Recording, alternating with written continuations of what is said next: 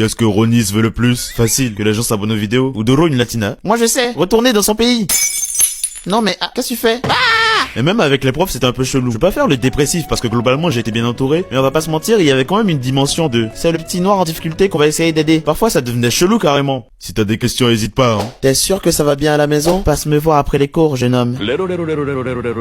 Et comment tu t'es créé une identité alors? Bah justement, j'y viens. Le premier réflexe serait de regarder dans les médias pour voir un modèle à qui s'identifier. Mais c'est une très mauvaise idée. Parce que tu vois toujours les mêmes types de noirs. Le mec de cité simple, le mec un peu délinquant qui veut être footballeur et qui rappe de temps en temps. L'intello, du genre Victor d'Angelo la débrouille, mec concentré qui fait jamais de bêtises et qui finira sûrement chercheur dans l'astrophysique. Et enfin l'artiste. Il a percé du jour au lendemain en faisant de la musique en passe-temps et depuis, il ne fréquente que des femmes blanches parce qu'elles sont, je cite, moins casse-couilles que les noirs. Non, il faut des vraies représentations. Sur les réseaux, il y en a, non? Sur les réseaux, il y a beaucoup de noirs de merde. Ils font tout ça d'ailleurs. Yo les petits potes Ronis, et on est là pour un concept du futur.